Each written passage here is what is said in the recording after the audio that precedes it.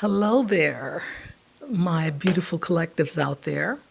Welcome to my channel, Astro Cheryl, and this is your forecast for December 2025. Okay, we're moving on into a new year, and the new era continues. Yes, it does. Things are changing rapidly.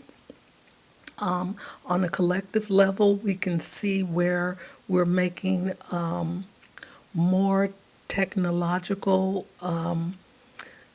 improvements. I'm not going to get too much involved with what's going on with the world because it's a lot to take in. And I'm sure all of you out there can see the news, you can see the Instagram and those sites where that information will show up. But what I am going to talk about is what's happening for December and how we're moving into this new year. Okay? So let me put my glasses on. The first thing we have is another. We had one last month, and we have one again in December. The super full moon, but this time it's in the sign of Gemini. Okay, and this is about your communication, all forms of it, and how you speak your truth. Okay, so just know things that are words or communication or how you convey information to others may no longer be serving you. And this is something that, we have to let go of. All right? So we have this super full moon on the 4th, okay? And it starts on the Pacific side at 3:14 p.m. And this is in like California area, okay? And on the 10th, Neptune stations direct at that critical degree of 29 in the sign of Pisces. And Pisces is a healing energy. It is a spiritual energy, and it's also the last sign of the zodiac. So it has a lot of possibilities for us to end some karmic cycles here. And this is the last time or the last pass that Neptune will be in Pisces. It'll be moving into Aries where there's a whole new cycle happening in 2026. Okay? So December, this month, is the last phase of our recalibration with Neptune stationing direct. Okay? Neptune enters Aries at 0 degrees on January the 26th. So this is going to be a whole new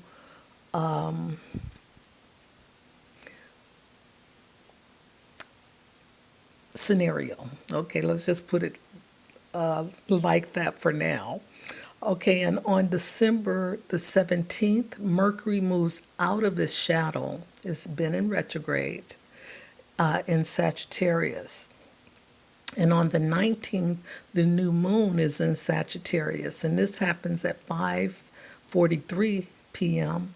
And Venus moves into Capricorn on the 24th.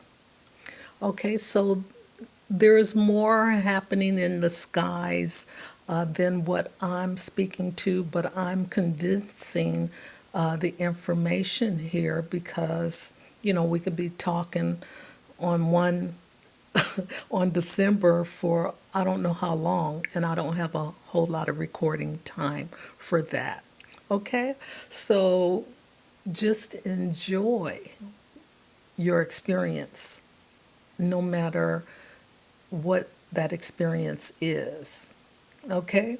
Because this is all about growth and taking steps into change. And we all have to, you know, make a decision or make a choice as to whether we want to change or if we want to just sit in where we are comfortable. All right? So I'm going to see you on the other side. So be there. Hello to my beautiful collectives out there. Welcome to my channel, Astro Cheryl, and this is your monthly forecast for Taurus Rising. Welcome, December. We're at the end of a year, getting ready to move right into 2026. Okay, I did an intro about, the highlights, so I'm going to get right into your forecast. So we're going to start this forecast on the 4th of December, where we have another super full moon, but this time it's in the sign of Gemini at 13 degrees. And this is happening in your second house, your house of self-worth, your values, the things that you possess, your finances, and shared finances as well. So here with this super full moon, this is a time to recognize what no longer serves you and let those things go. All right, so your emotions may be amplified. Well, it will be. It will be. Your emotions are amplified.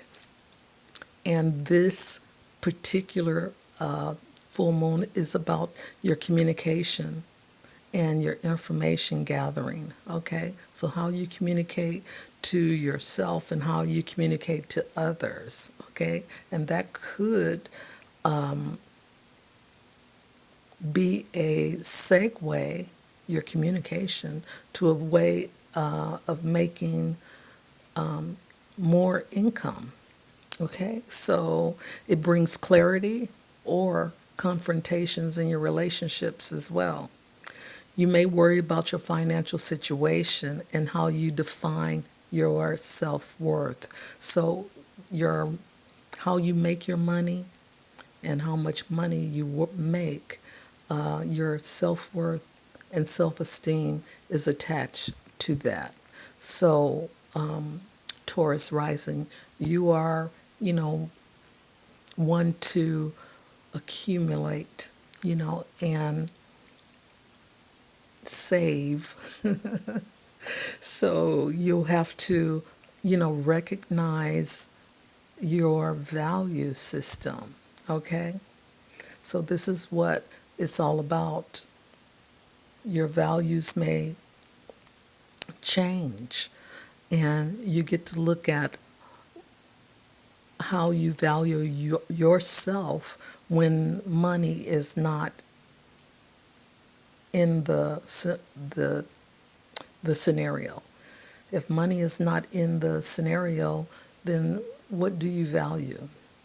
Okay? So that's something that this moon is going to be shining its light on. And sometimes it hurts because you have to look at what's real, okay, about how you've been walking through life. And, it's all about change and growth. So don't be too hard on yourself because there's enough happening in this month to, make us feel a lot more than we want to.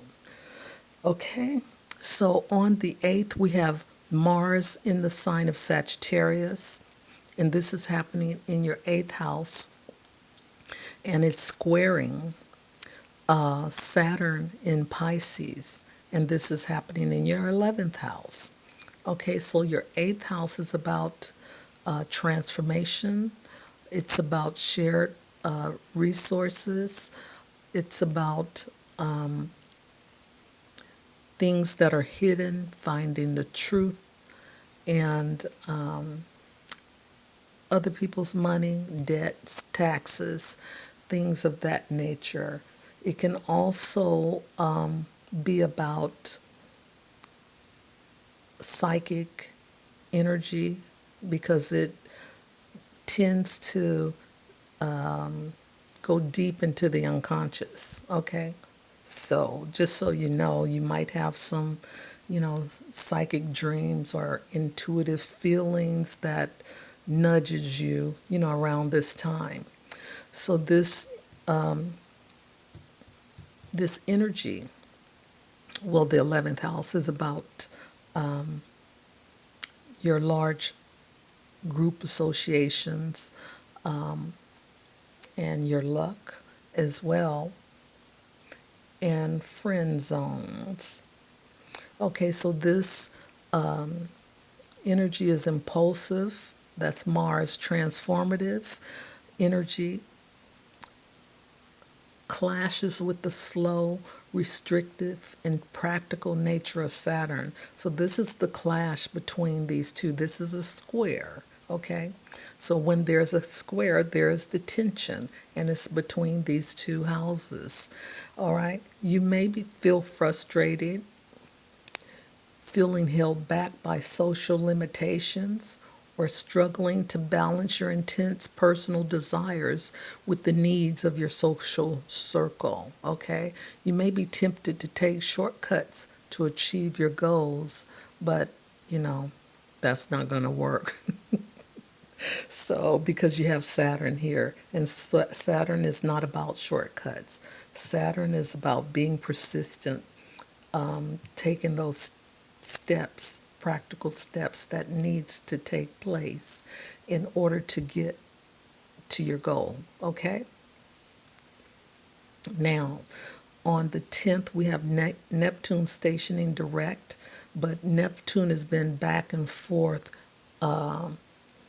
for since October, so I'm not going to comment on it, but I do want you to know that it's moving direct now, which is helpful.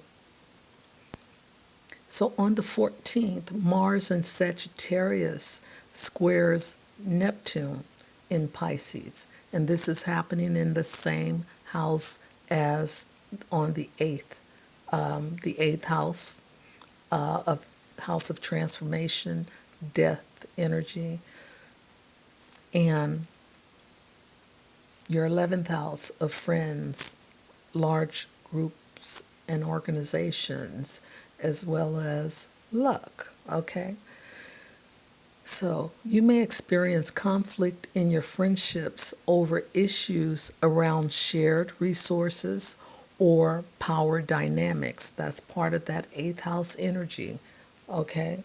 Eighth house, shared resources and power dynamics, that's that control energy.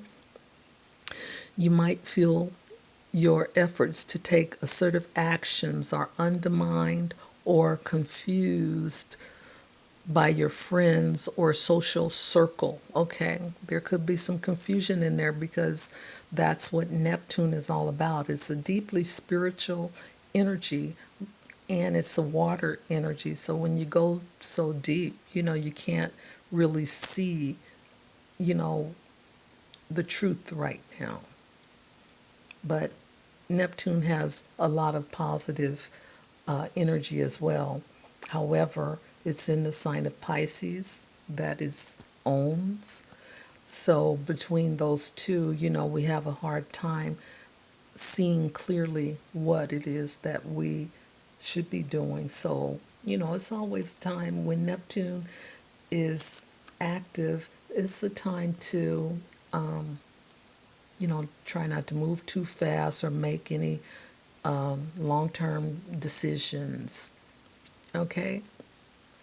You may feel a desire to take control or act decisively, but feel confused, or you're unable to do so due to the confusing or deceptive nature of the social situation around you. So, if you're in these group zones, there could be people that are keeping things from you, or you're not, let's see, you are not comprehending things as clearly as you should because you have this fog, and your mind go to dreamy, or you can't concentrate or focus. Okay, so on the 15th we have Mars moving into the sign of Cancer, Capricorn. Mars moving into the sign of Capricorn, and this is also exalted in Capricorn. Mars is. So this is a favorably good aspect. And this is happening in your ninth house of higher learning, your spirituality, philosophy, long distance travel, other cultures, higher learning, and teaching, philosophy, and publishing. All right. So, this is a time for taking bold, organized action towards intellectual, spiritual, or long distance pursuits, which can manifest as focused efforts on long distance travel, higher education, philosophical exploration, spiritual pursuits, and even legal matters are here. And your father is also a part of this ninth house. So, you may be questioning some of your belief system with your father. Okay, so on the 17th, we have Mercury in Sagittarius. And it moves out of its shadow because Mercury was retrograde and it's stationed direct, but it was still in shadow. So now it's out of its shadow on the 17th. And this is happening in your eighth house of transformation, death, taxes, shared resources, psychological issues, intuitive psychic abilities, and sex as well is a part of this eighth house. So your communication may become more emotionally charged. Instead of focusing on logic alone, your words may be driven by a search for meaning or deeper, more philosophical conviction. Okay, and you could be well, wait a minute. Your interactions with others can bring intense emotional responses and become more impassioned than reason. Okay? And this is a power and control house. This is where that control energy sits. So, investigating into your shared finances may lead to significant insights. Okay? And don't forget power and control energy. All right? So, on the 19th, we have the new moon in the sign of Sagittarius, and this is happening in your eighth house as well. Okay? The eighth house is a challenging area of life. I kid you not. That in the 12th house, for me, it's really hard to, work through the energy. But nonetheless, we have to at some point, okay? And the new moon may bring up intense emotions or hidden issues that require healing. Be prepared to face deeper psychological patterns or past traumas. You may need to reassess how you share your time, energy, money, or space with others. You may be pulled to start a new venture or pursue a creative project, or take a bold step into new directions, especially if it aligns with your passions. Okay, so it's a time to get to know yourself better here. And this new moon is shedding some light on it for you. And you can set your intentions or your goals and the trajectory in which you are headed, okay? It's up to you. All right, and on the 21st, we have Capricorn in your ninth house, and we have the sun in Capricorn. And again, the sun is about your ego, and the ninth house is about your higher self, your spiritual self, your belief systems, philosophy. So, Taurus rising, you have a lot of energy work that is happening, excuse me, to you and for you in your eighth and ninth houses, for sure. So this is some heavy work. So with this on the 21st, your focus shifts to structure, responsibility, and practical planning for you now, okay? And that's with the sun. Now, the sun is also about ego, so there could be some ego clashes in this area for you as well. You may feel a strong drive to pursue a higher level of education or delve deeply into philosophical and spiritual concepts. You may desire to take long distance travel and explore new cultures with a pragmatic and planned approach. That's Capricorn's energy. This is a time when you may seek to understand your beliefs on a different level. You may be focused on your relationship with your father or a father figure in your life at this time. Okay? And that's some karmic energy for you to work through. All right, so on the 24th, Taurus rising, we have Venus, your ruler, entering Capricorn in this ninth house as well. All right, so we have the sun, and now we have Venus there. So your desire for long-term relationships and financial stability is heightened. Okay, you may find that love and relationships are closely tied to your intellectual growth and a desire for higher education. All right, you are drawn to mature, committed, and stable partners who share your deeply held beliefs, values, and a sense of responsibility, with an approach for tradition and established social structures. Now, that's Capricorn being grounded and steadfast and, staying in the norm. Okay? But anyway, this is a fresh start for you coming the new year. You'll have the feeling, of what it is that you want in life when it comes to a partner, or if you have a partner, what you need to do to reset and realign. Okay, so Taurus rising, this is your forecast for December, and I'll see you next time. So bye for now.